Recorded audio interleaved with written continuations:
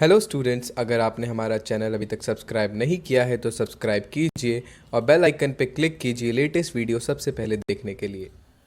Students, अभी हमने balance sheet के बारे में डिस्कस किया। अपनी प्रीवियस वीडियो में हमने अपनी बैलेंस शीट के बारे में डिस्कस किया था। उसके सारे हेड, सब हेड और नोट टू अकाउंट हमने डिस्कस कर लिए। अब हमारे ये दो पॉइंट हम डिस्कस कर रहे हैं। ये पॉइंट बैलेंस शीट का पार्ट नहीं है, ये बैलेंस शीट के बाहर एज अ फुट नोट के फॉर्म में दिखाते हैं, जिससे कंपनी की जो बैलेंस शीट होती है उसके जो यूजर्स होते हैं उनको ये सारी इंफॉर्मेशन भी मिल जाए। जैसे contingent liabilities and commitment. Contingent liabilities are those liability which may or may not arise because they are dependent on an event happening in future. Contingent liabilities हमारी ऐसी liabilities हैं जो may be arise or not, मतलब वो future में arise हो भी सकती हैं और नहीं भी। इसके एग्जाम्पल्स हो सकते हैं जैसे claims against the company.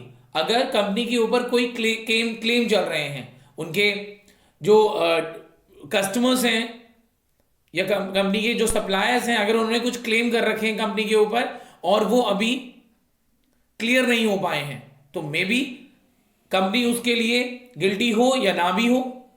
So depend करता है सिचुएशन पर। Next, bill receivable discounted from bank. Company ने जो बिल रिसीवेबल बैंक से डिस्काउंट करा लिए हैं, उनकी वैल्यू भी हम as a contingent liability footnote के फॉर्म में दिखाएंगे। And next, propose dividend of current year. जो हम डिविडेंड प्रपोज करते हैं अपनी मीटिंग में, that is also the part of contingent liability और बहुत फ्रीक्वेंट पूछा जाने वाला पॉइंट है ये। Next, commitment. Commitment means the financial commitment due to activities agreed to by the company to be undertaken by in future। Company के through किए गए ऐसे कमिटमेंट जिसे कंपनी फ्यूचर में पूरा करने वाली है। कोई कॉन्ट्रैक्ट जो अभी रिमेनिंग है, अभी एग्जीक्यूट नहीं हो पाया है पूरा, हमारी uncalled liability on shares and other investment and other any commitment. Okay, अब हम इसके रिगार्डिंग एक न्यूमेरिकल क्वेश्चंस करेंगे। अब तक हमने बैलेंस शीट के हेड सीखे। हमने हेड सीखा इक्विटी एंड लायबिलिटीज के, फिर हमने हेड सीखे एसेट्स के। अभी जो हमने क्वेश्चन मैंने स्टार्ट किया है, it is regarding equity and liability.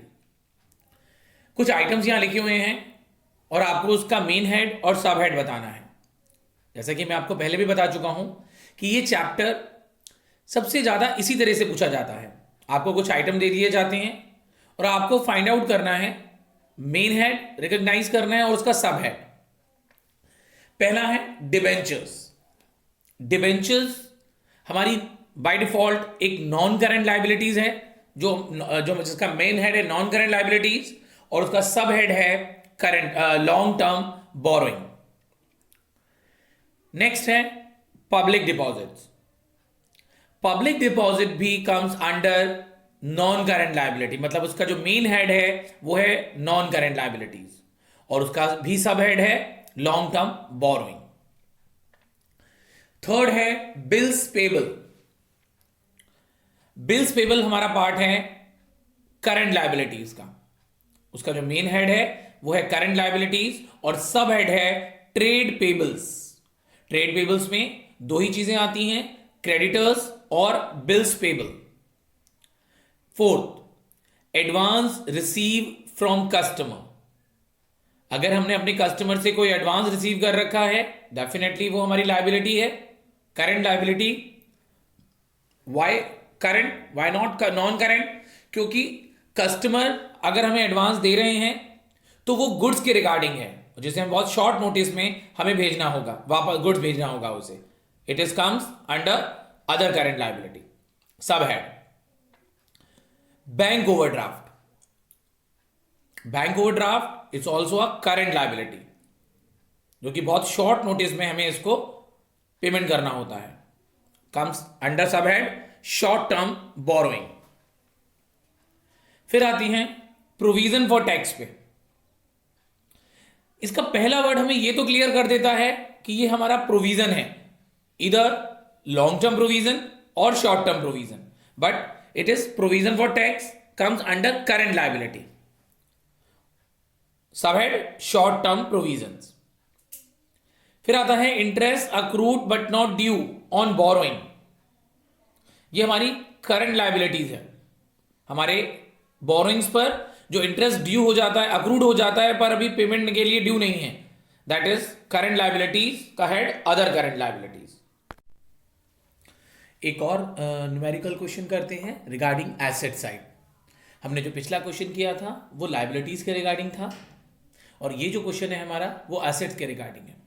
Under which main head and subhead of assets are the following items are shown in company's balance sheet. Here there are some items like first goodwill. Goodwill हमारी एक intangible assets है, ठीक है. तो इसको हम balance sheet में कहाँ दिखाएंगे?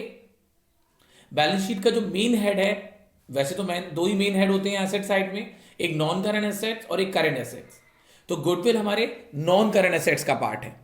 तो नॉन करंट एसेट्स का सबसे पहला सबहेड है फिक्स एसेट्स. फिक्स एसेट्स में intangible. Second stores and spheres. Stores and spheres सबसे ज्यादा पूछे जाने वाला पॉइंट है. इट्स कम करंट एसेट्स का हेड सबहेड इन्वेंट्रीज में पूछा जाएगा. Third interest accrued on investment. Interest accrued on investment मतलब ऐसा इंटरेस्ट जो हमने अपनी इन्वेस्टमेंट पर अर्न कर लिया है बट अभी हमें रिसीव नहीं हो पाया है. ये हमारे करंट एसेट्स का पार्ट है और it is other current assets. Next है हमारा डेटर्स. डेटर्स और बीआर ये दोनों ही हमारे क्या कहलाते हैं? Trade receivables. इन दोनों से हमें पैसा मिलने वाला है with a very short notice. तो ये हमारा पार्ट हो जाएगा करंट एसेट्स का. करंट एसेट्स के सब हेड ट्रेड रिसीवेबल का पार्ट है ये. ओके. फिर आता है loose tools. Loose tools current assets और करंट एसेट्स के पार्ट इन्वेंट्रीज में आता है. ये जो स्टोर्स एंड स्पेयर्स और लूज टूल्स ये दो पॉइंट इन्वेंट्रीज में आते हैं, बट कहीं से भी ये साउंड नहीं करते हैं क्लोजिंग स्टॉक का, बट फिर भी सबसे ज्यादा पूछे जाने वाले पॉइंट है ये. ठीक है.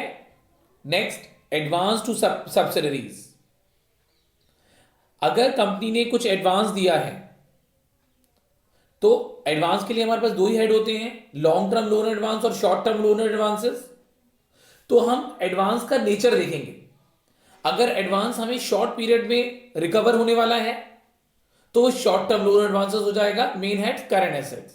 बट हमारा एडवांस जो लॉन्ग टर्म के लिए है जिसकी रिकवरी बहुत जल्दी नहीं होने वाली है, that comes under non current asset. मतलब main head non current assets और सब हेड हो जाएगा उसका long term loan and advances.